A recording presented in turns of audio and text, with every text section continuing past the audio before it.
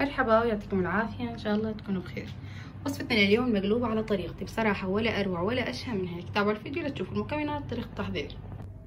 بداية هون غسلت الدجاج بالملح والخل بالليمون تماما لحتى أتأكد إنه الزفرة راحت، بالإضافة للرز نقعته تقريبا بعد ما غسلته أكثر من مرة لحتى راحت النشويات منه، نقعته بمي سخنة وملعقة خل.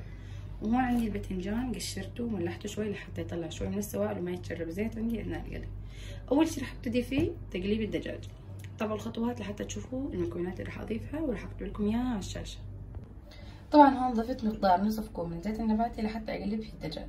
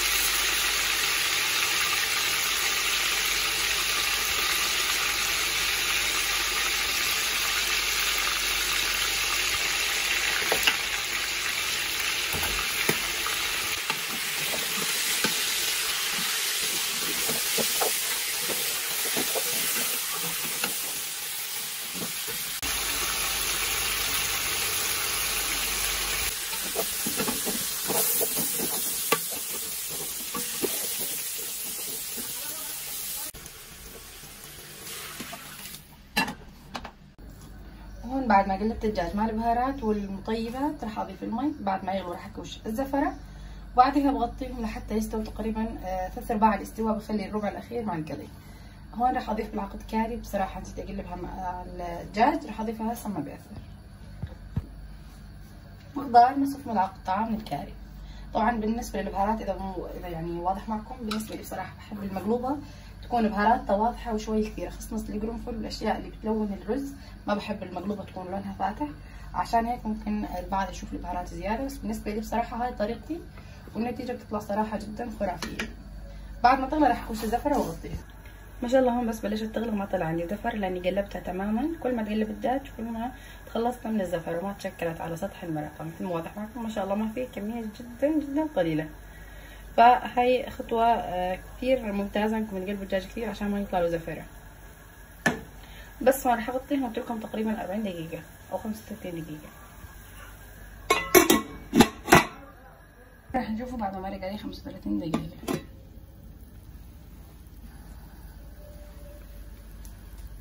طبعا مثل ما ذكرت بدي اياه يستوي بس ما يذوب ذوبان لاني بدي اقليه.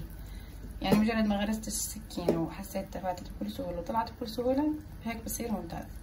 مثل ما ذكرت عيرت لهم 35 دقيقه ل 40 دقيقه. طبعا من دجاج لدجاج بيختلف حسب حجم الدجاجه.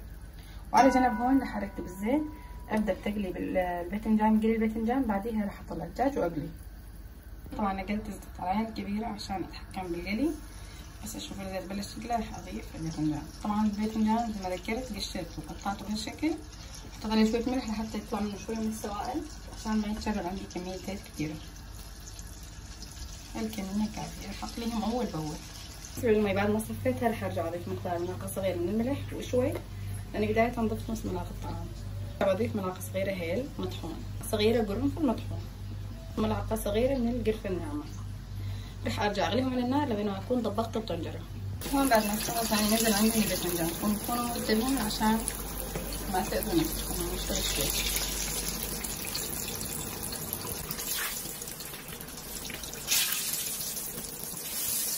بعد شوي رح اضيف صفين الدجاج.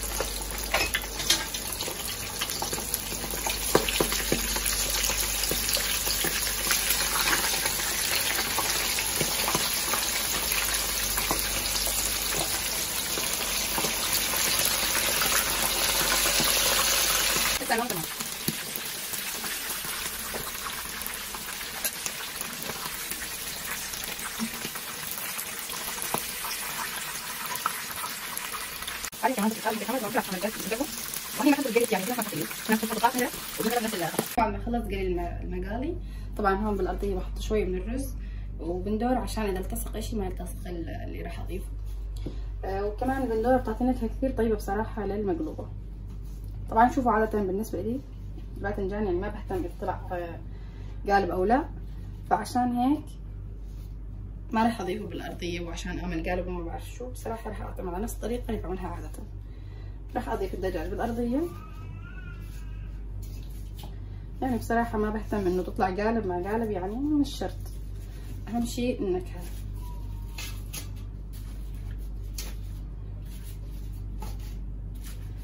هون هيك بعد ما صفيت الدجاج راح اصف الباذنجان. طبعا كميه الباذنجان انتم بتتحكموا فيها حسب الرغبه.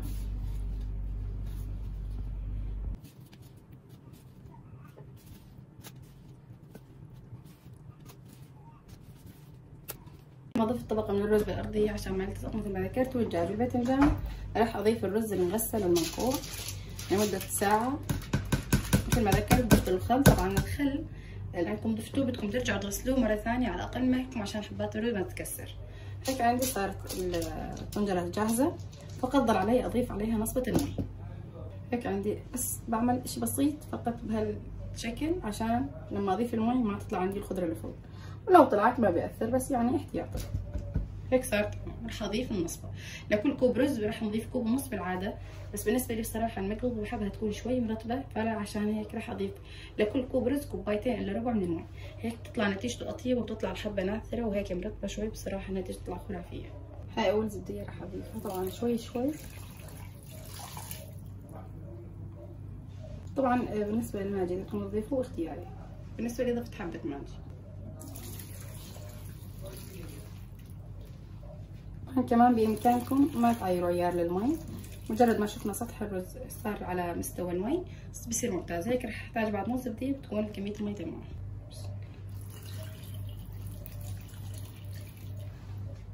هيك صار عندي ممتاز. رح اتركهم على نار عاليه لحد ما تنشف سطح المي. رح اتركهم على اعلى نار عندي، وكل ما تركناهم على نار عاليه كل ما تفتحت عندي حبه الرز وصار شكلها وقت التقديم على احلى واطيب. رح اتركها لحد ما تغلي تمام، بعدها بهدي النار واغطيها من ثلث ساعه ل 25 دقيقه. طبعا بالنسبه للزيت ما ضفت نهائيا، فقط اعتمدت على الزيت اللي قلبت فيه الدجاج والموجود بالدجاج والباذنجان اللي قليته. وبالنسبه كمان للحبات اللوم اللي ضفتها عصرتها راح تعطيني نتيجه مع المقلوبه جدا مميزه. بنصحكم تعصروا حبات اللوم، بتعطي طعمه كثير كثير طيبه.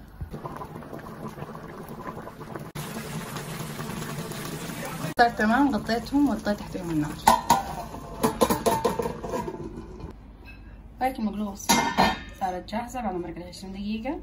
ما بتشوفوا ما شاء الله حباتنا طريه، وهاي الرطوبه اللي بحكي لكم عنها بتعطي طعم بصراحه كثير طيب. رح طفيها وبعد شوي اصبها.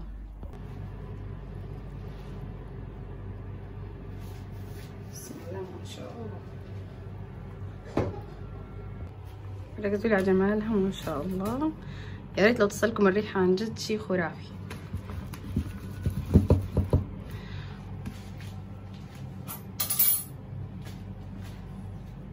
اكيد ما ننسى اللمسه الاخيره. مقلوبه بدون مكسرات بصراحه بالنسبه لي ما بصير. وبس لهون بيكون طبقنا صار جاهز. بتمنى منكم تجربوه وتعطوني رايكم فيه على طريقتي وكميه المي مثل ما واضح معكم. شوفوا ركزوا لي على حبه الرز شلون طالعه. وبس لهون وصفتنا لليوم. بتمنى منكم اذا عجبتكم لا تنسوا من اللايك والشير والسبسكرايب وتفعيل زر الجرس، ويعطيكم الف عافيه.